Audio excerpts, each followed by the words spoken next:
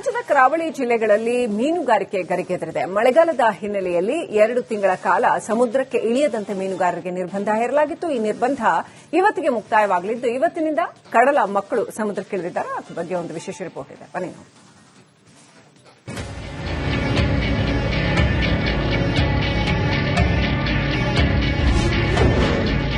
ಕರಾವಳಿ ಗರಿಗೆದರಿದ ಮೀನುಗಾರಿಕೆ ಚಟುವಟಿಕೆಗಳು.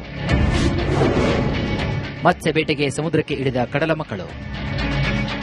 ಒಂದು ಕಡೆ ತಮ್ಮ ತಮ್ಮ ಯಾಂತ್ರಿಕ ದೋಣಿಗಳ ಸಿದ್ಧತೆ ಮಾಡಿಕೊಳ್ಳುತ್ತಿರುವಂತಹ ಮೀನುಗಾರರು, ಇನ್ನೊಂದು ಕಡೆಗೆ ಬೋಟುಗಳಿಗೆ ಪೂಜೆ ಮಾಡಿರುವಂತಹ ದೃಶ್ಯ.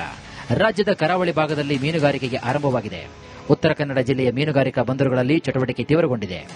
ಸರ್ಕಾರದ ಆದೇಶ ಏನಿದೆ 1ನೇ ತಾರೀಕಿನಿಂದ ನಾವು ಆಗಸ್ಟ್ 1ನೇ ತಾರೀಕಿನಿಂದ ಬೋಟ್ ಸ್ಟಾರ್ಟ್ ಆಗಬೇಕಂತ ಇದೆ. ಈಗ ನಾವು ಅದೇ ರೀತಿ ಸರ್ಕಾರ ಆದೇಶ ಪ್ರಕಾರ ನಾವು ನಡ್ಕೊಂಡಿದ್ದೀವಿ. ಈಗ 1ನೇ ತಾರೀಕಿನಿಂದ ಸ್ಟಾರ್ಟ್ ಆಗ್ತದೆ. ಈಗೆಲ್ಲ ಬೋಟ್ ಎಲ್ಲ ನಾವು ರಿಪೇರಿ ಮಾಡಿಕೊಂಡು ಬಲೆ ಎಲ್ಲ ತುಂಬಿಕೊಂಡು ಇಡ್ತೇವೆ. ಅದೇ ರೀತಿ ನಮ್ಮ ಪರ್ಸಿನ್ ಬೋಟ್ ಏನಿದೆ ಆಗಸ್ಟ್ 6ನೇ ತಾರೀಕಿಂದ ಸ್ಟಾರ್ಟ್ ಆಗ್ತದೆ. ಅದಕ್ಕಿಂತ ಮುಂಚೆ ಇವೆಲ್ಲ ಫಿಶಿಂಗ್ ಬೋಟ್ ಎಲ್ಲ ಸ್ಟಾರ್ಟ್ ಆಗ್ತದೆ. ಈಗ ಮೊದಲಿಗೆ ತೊಂದರೆ ಏನಂದ್ರೆ, ಈಗ 3ನೇ ತಾರೀಕಿಂದ ಒಂದು ದೊಡ್ಡ ಸೈಕ್ಲೋನ್ ಬರ್ತಾ ಇದೆ. ಅದು ಎಷ್ಟು ದಿನ ಇರ್ತದೆ ಅಂತ ಹೇಳೋದೇ ಗೊತ್ತಾಗ್ತಾ ಇಲ್ಲ. ಮಳೆಗಾಲದ ಕಾರಣಕ್ಕಾಗಿ ರಾಜ್ಯದ ಕರಾವಳಿಯಲ್ಲಿ ಜೂನ್ 1ರಿಂದ ನಿನ್ನೆ ತನಕ ಮೀನುಗಾರಿಕೆ ನಿಷೇಧ ಮಾಡಲಾಗಿತ್ತು. ಚಂಡಮಾರುತ, ಮತ್ಸ್ಯಕ್ಷಾಮ, ಹೀಗೆ ನಾನಾ ಕಾರಣಗಳಿದ್ದವು. ಹೀಗಾಗಿ ಉತ್ತರ ಕನ್ನಡ, ಉಡುಪಿ ಮತ್ತು ಮಂಗಳೂರು ಭಾಗದ ಮೀನುಗಾರರು ನಿಷೇಧ ಅವಧಿಯನ್ನ ಪಾಲಿಸಿದ್ರು.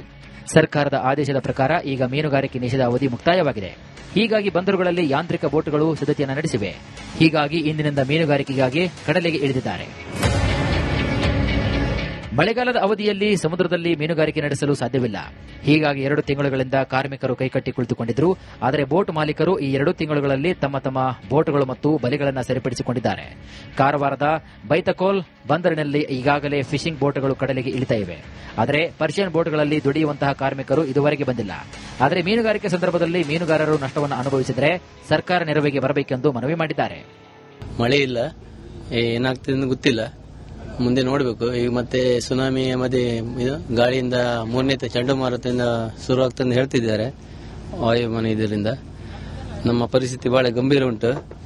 ಮುಂದೆ ಈಗ ನಾವು ಹೊಸದಾಗಿ ಮತ್ತೆ ಬಲೆ ಎಲ್ಲ ರೆಡಿ ಮಾಡ್ತಿದ್ದೇವೆ. ಈಗ 2ನೇ ತಾರೀಕಿಗೆ ಹೊರ ಹೋಗ್ಲಿಕ್ಕೆ. ಅದರಿಂದ ಏನಾಗ್ತದೆ ನೋಡಬೇಕು. ಒಟ್ನಲ್ಲಿ ಸರ್ಕಾರ ನಿಷೇಧದ ಅವಧಿಯನ್ನ ಪಾಲಿಸಿದ ಕಡಲ ಮಕ್ಕಳು ಮತ್ತೆ ಮೀನುಗಾರಿಕೆಗೆ ಇದೀಗ ಸಮುದ್ರಕ್ಕೆ ಇಳಿದಿದ್ದಾರೆ.